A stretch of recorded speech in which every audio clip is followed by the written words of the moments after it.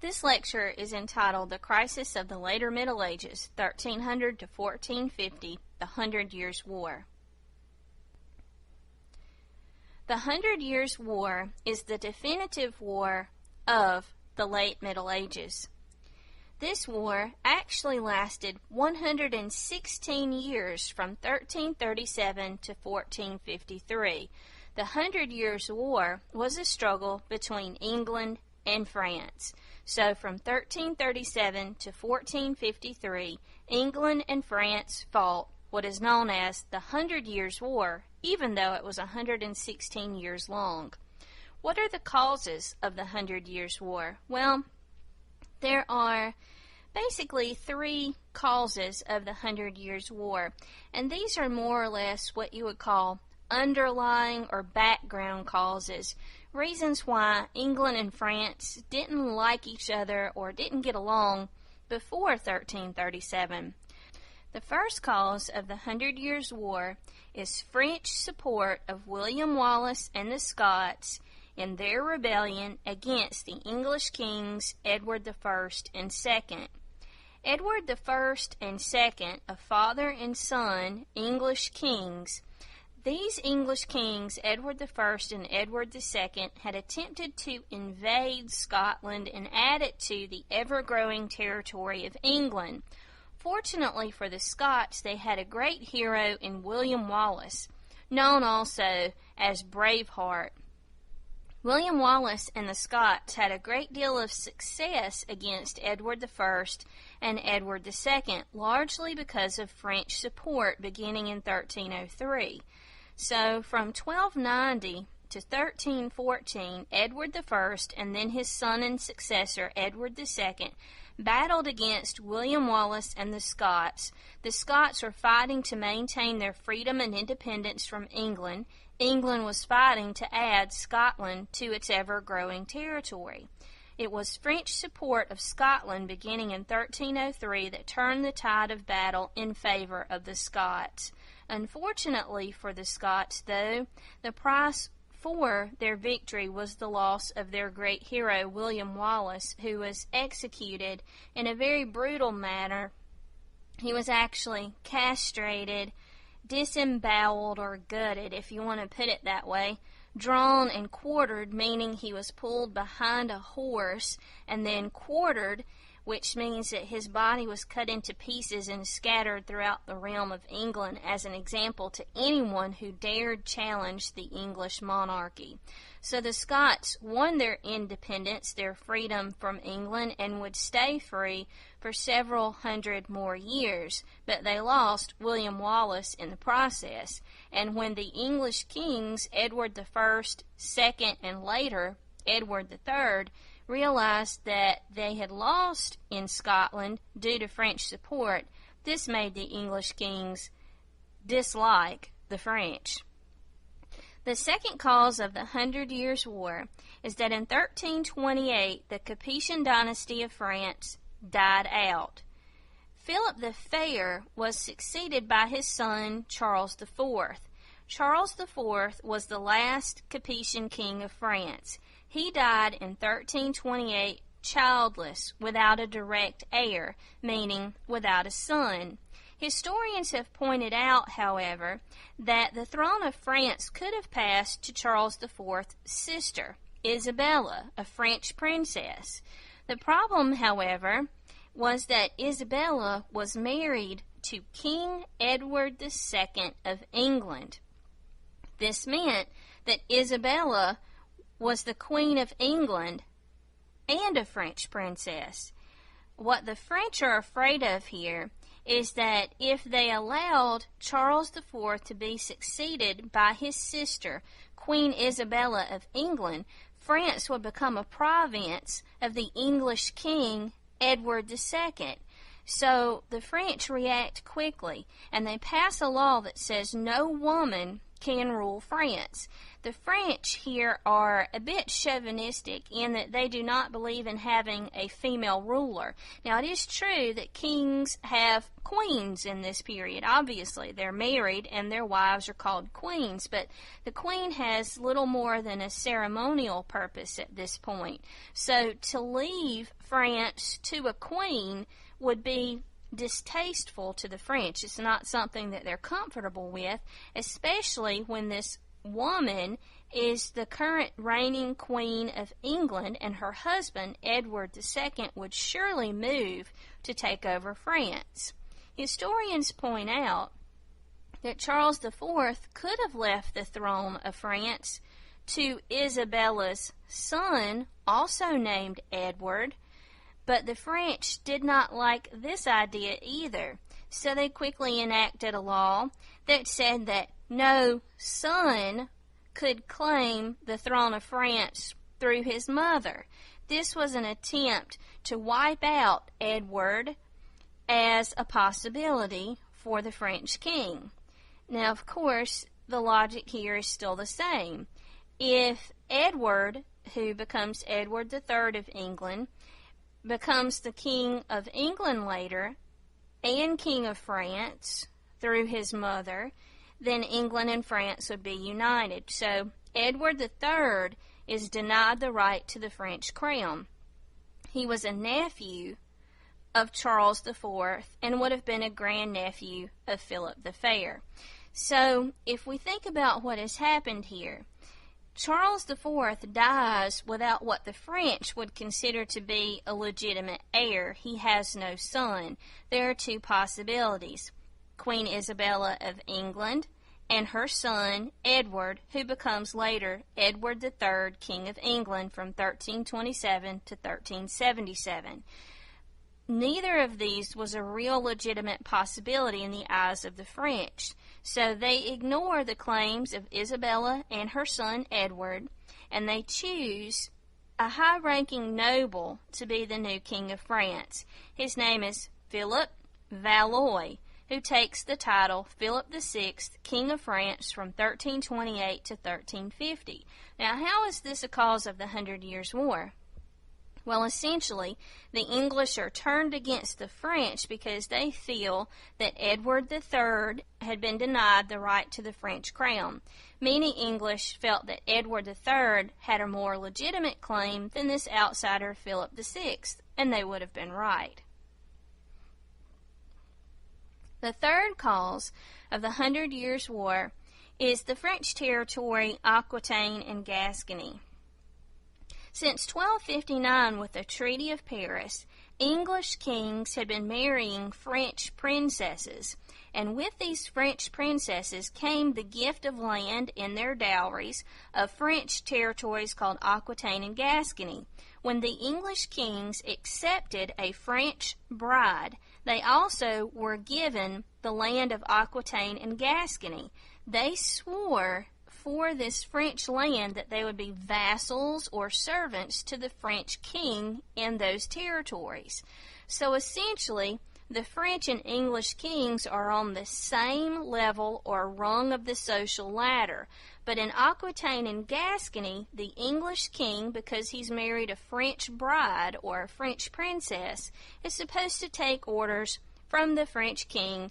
For example, the English king is responsible for raising taxes in the French territories of Aquitaine and Gascony, but the English king who raises these taxes in Aquitaine and Gascony cannot use the money for his own benefit. As a vassal of the French king in Aquitaine and Gascony, he has to send that tax money to the French king. Obviously, this is a situation that doesn't work and is going to lead to rivalry. In 1329, King Edward III of England paid homage for Aquitaine. In other words, he told Philip VI, Valois, he told Philip, "I will pay you homage, I will give you loyalty and service in Aquitaine." And he does this in 1329. It's what he's required to do. Philip's response is that he invades Aquitaine in 1337. So Philip's invasion of Aquitaine begins the 100 Years' War between England and France. Why did Philip, the King of France, invade the French territory of Aquitaine, which had been given to Edward, the English king? He invaded Aquitaine essentially because he felt that Edward III was a real threat to his reign, to his legitimacy as the King of France. Edward III had a family connection to the last Capetian king of France, Charles IV. Philip could claim no connection to Charles IV, so Philip was very aware of Edward III's presence in Aquitaine and Gascony. In other words, he felt probably that Edward III had more of a legitimate claim to the crown of France than he himself had. So he invaded Aquitaine in 1337, and thus begins the 100 Years' War. If it had not been for French support of Scotland in 1303, or Edward III being passed over for the possibility of being the King of France and England, there would not have been such a tense relationship between these two countries. If we look very carefully at how the 100 Years' War unfolds, we see that it is an extremely complicated war that lasts for 116 years. What we need to do in this class is just make this long, complicated war much more simple. And it basically works like this. The 100 Years' War lasts for 116 years. It is fought almost entirely in France as sieges and raids by English forces. In other words, English forces would invade France, lay siege to cities, that is, they would attempt to cut off a city from its supply routes and starve out the city, or the English would make raids throughout the French countryside, destroying and razing villages. The majority of the battles in the 100 Years' War are won by the English, yet the war is won by France. The most famous battles in the 100 Years' War between England and France are Crécy in 1346, Poitiers in 1356, and Agincourt in 1415. It seems really that until 1429, the English can do no wrong in the 100 Years' War. It seems as though they are going to win this war, that they are destined for victory. In fact, when the 100 Years' War got underway in 1337, English territory in France was confined to Aquitaine and Gascony and a small area called Ponthieu in the northern part of France. By 1360, English territory in France had expanded in the southwestern corner of France. Aquitaine and Gascony were still under English control, but English territories there had grown to include various parts of southwestern France. By 1429, the English have lost some territory in southwestern France, but they have under their control the whole of northern France, including the capital city of Paris. And yet by 1453, there is only a tiny little section of English territory left in northern France in Calais. So when we look at the way this war unfolds, until 1429, it seemed as though the war was destined to be an English victory. But around 1429, the situation changed dramatically in favor of the French, and by 1453, the French had successfully driven out the English. What accounts for this change in the tide of battle? What makes this war change in favor of the French? Well, her name is Joan of Arc. Joan of Arc was born in 1412 and died in 1431. She was just 19 years old at her death. Joan of Arc was an illiterate young peasant woman who, around puberty, began to experience some visions and hearing voices with the onset of her menstrual cycles. And she confided in her family that she was being given visions and was hearing the voice of various saints speaking to her and telling her that she was the answer to France's problems, that she would lead the French to victory. Well, this is craziness right here because, first of all, she's a girl. There are no women in the army. Nobody's ever heard of anything like this, you know. She's a peasant. She's poor. She's illiterate. You know, this is just really far out there. But there was something about Joan that convinced people of her conviction that there was something special about her. So when she confided in her family her visions and hearing these voices, rather than them saying, "Oh, you're being silly, you're being a silly girl, this is stupid and crazy," they said, "You know, maybe there's something to it. You should seek out the would-be king of France and tell him about your visions and that you are the answer to France's prayers." Well, the would-be king at this point is a man named Charles VII, or if he becomes the king of France, he will be Charles VII. We call him the would-be king, or as the French call it, the Dauphin. The Dauphin is the next in line to be king.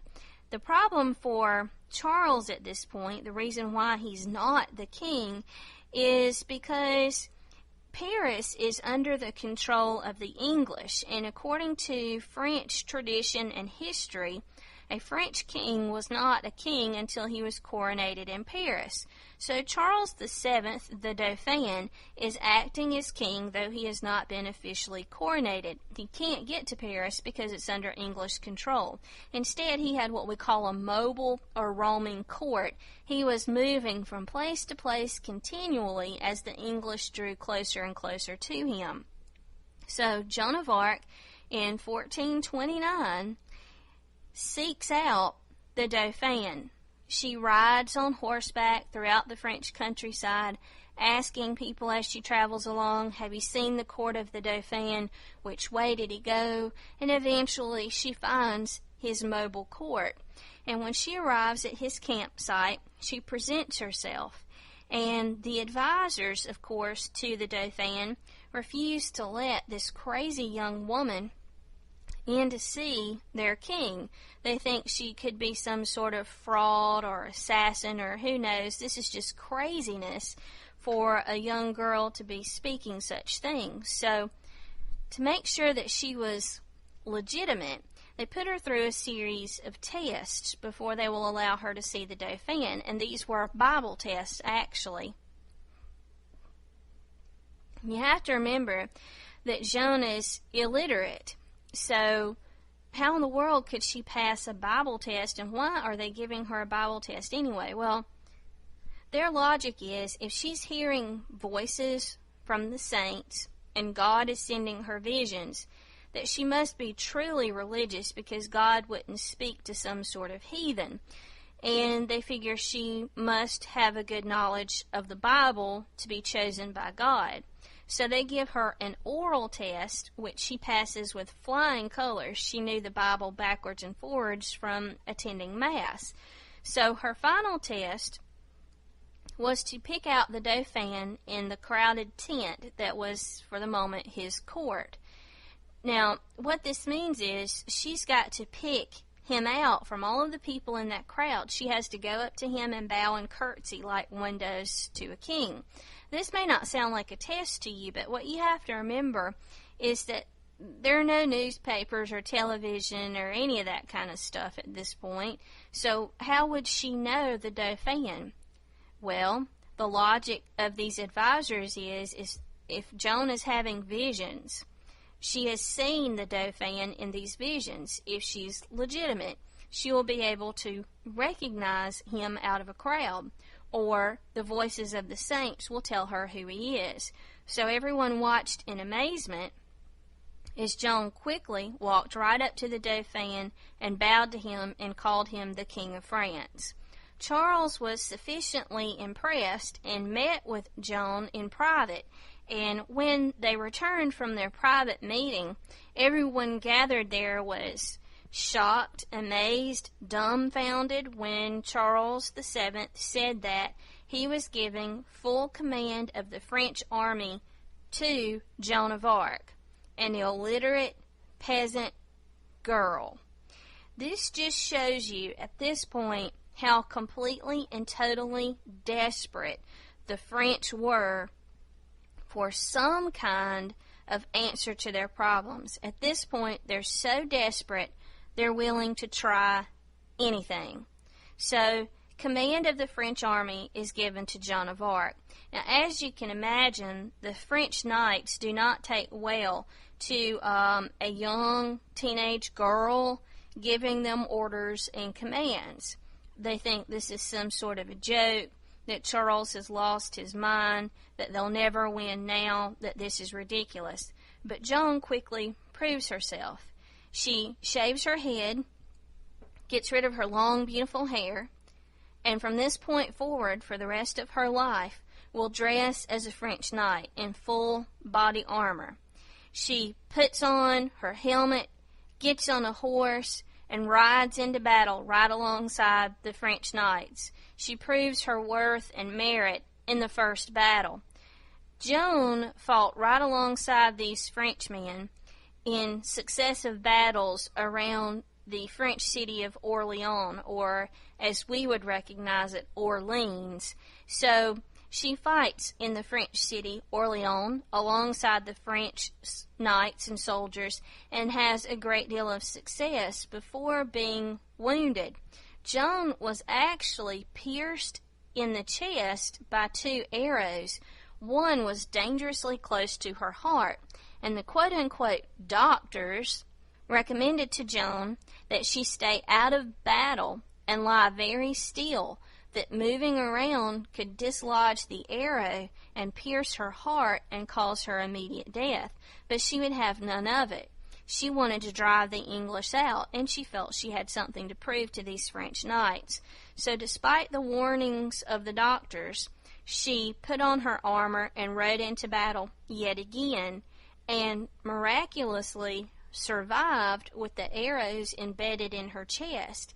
And fighting there at Orleans, Joan impressed these French knights, and they were able to relieve the siege of the English at this city. They freed Orleans. Joan at that point was recognized by these French knights as at least worthy of a chance, and she continued to prove herself in battle after battle, fighting among the men. Her strategy was a very simple one. Much has been made about Joan of Arc, that she was a brilliant strategist, and when you read that you think, oh, she's making battle plans and that kind of thing. Actually, she's not. She never once made a battle plan or strategy such as, okay, you group of knights go here, we'll attack from over there, blah, blah, blah. None of that. What Joan's strategy was this. She told the French knights that if they wanted to win against the English, they were going to have to rest, eat well, and stay sober. Before the night of any battle against the English, the French had a tendency to be a bit fatalistic. Oh, I might die tomorrow, so today I think I'll have a great deal of fun before the battle starts tomorrow. So they would stay up all night drinking, eating lots of fatty foods, and entertaining themselves with prostitutes, having lots of sexual intercourse the night before a battle, so that the next morning when they rode into battle against these fresh, well-fed, well-rested English soldiers, the French knights were always hungover, exhausted, sick, tired, and did very poorly. And Joan convinced them, just try it once or twice. Just try my way, and if we have no success, then we'll go back to what you're doing. But this simple change in their lifestyle changed the tide of battle. The French began to have tremendous success against the English, even driving them out of the city of Paris so that the Dauphin could be coronated there. The French knights grew to love Joan. She was responsible for their victories, her simple strategy, her willingness to fight alongside them, and some of these men felt that she was truly a godsend and something of an angel. They believed that she was divinely sent, and the evidence that they offered for this was that when she came onto the scene, they began to have victory, but also they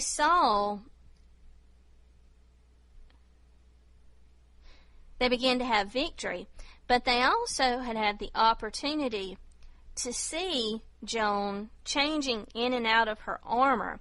They had seen her bare-breasted, and many of the men said that, gosh, well, they looked upon her and thought that she was beautiful. It was like looking at the body of an angel, and they felt no lustful stirrings for her, and that this had to be proof that she was divine. They also talked about how Joan had ceased to have menstrual cycles while leading the French knights.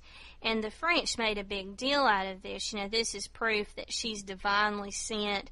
Since biblical times, men had a tendency to look at women as being dirty and unclean because of menstruation and childbirth. So when this stopped for Joan, they thought, oh, this is further proof that she's divine and angelic, and I'll just simply tell you that's not true at all.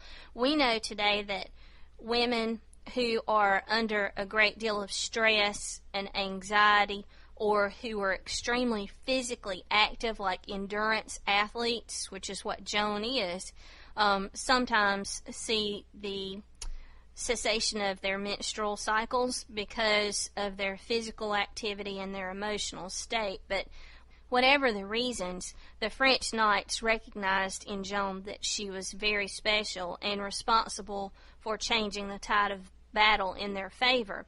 Unfortunately for Joan, the 100 Years' War was also a civil war. Now let me just say here, so far we have talked about the 100 Years' War as an international war between England and France. What I have not told you to this point is that in France, the 100 Years' War was also a civil war between the Orleanists, these are French people who supported France, and Burgundians, these were French people who supported the English. Where would we find Burgundians? Well, that would be in Aquitaine, Gascony, and around the area of Flanders, Ponthieu, and Calais. Unfortunately for Joan of Arc, the Burgundians captured her in battle in 1431, and they sold her away quickly to the English, who paid $1,000, or what would be the equivalent of 1,000 modern U.S. American dollars.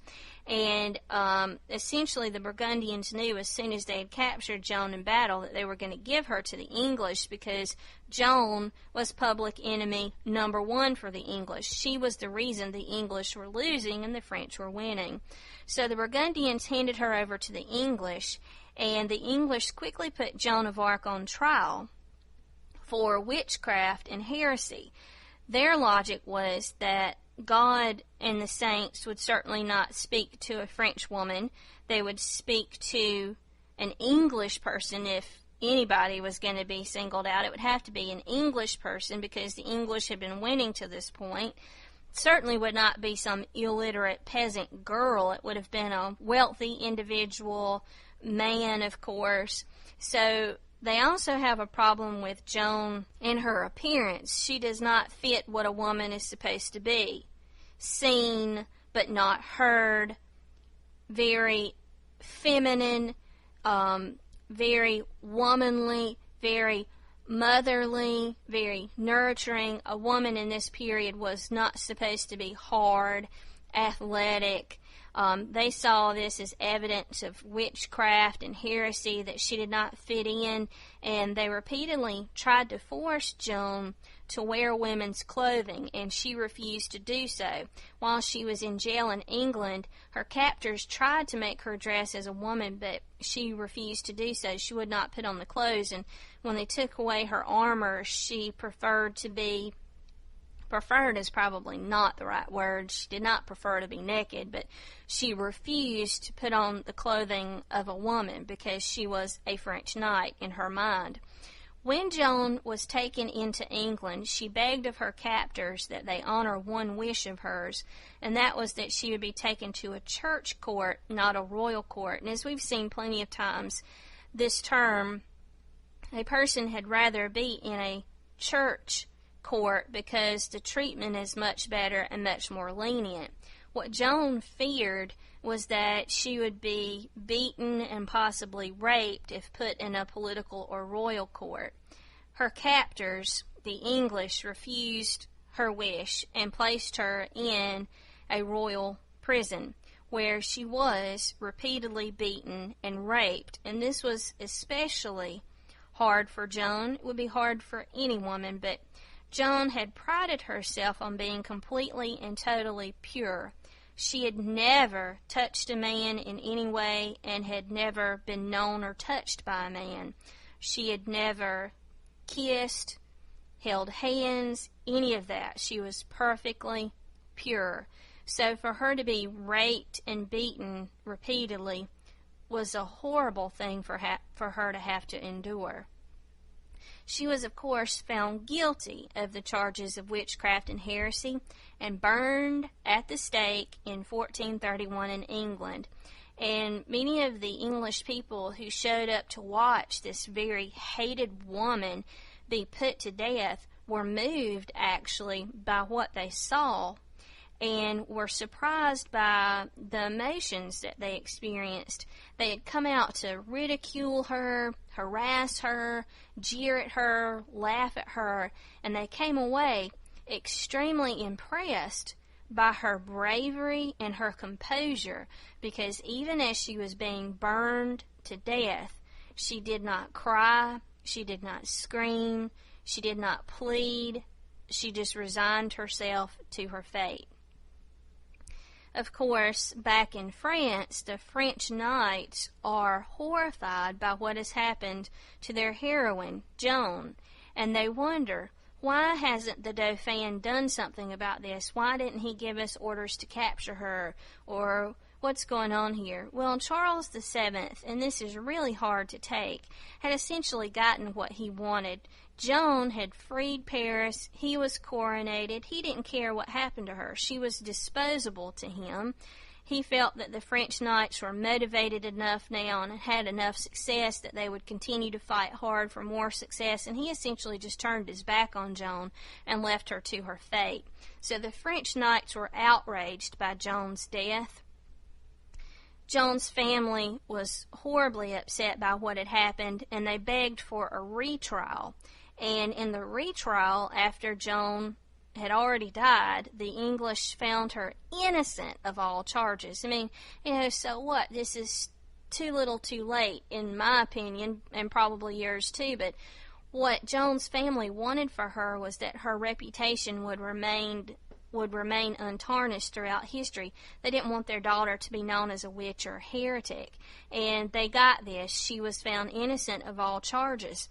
And in 1920, the Catholic Church did an in-depth investigation into the life of Joan of Arc and concluded that her voices and visions were in fact God-sent, and they proclaimed her a saint in the Roman Catholic Church. She is today the most important or patron saint of France. She is Saint Joan of Arc.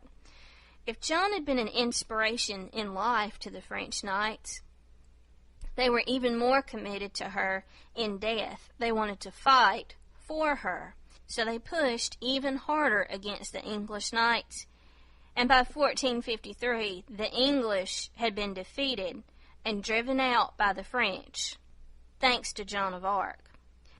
The results of the 100 Years' War include the following: French victory, destruction of the rural areas in France. Since this war was fought predominantly in France, many of the English raids against the countryside had devastating impacts on France.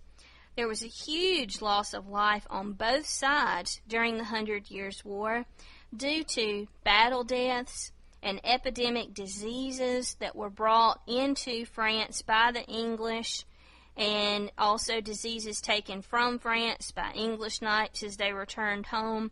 We also have to add into this a new disease that had cropped up in Europe in 1348, right at the start of the 100 Years' War, called the Black Death, which is the subject of a separate lecture.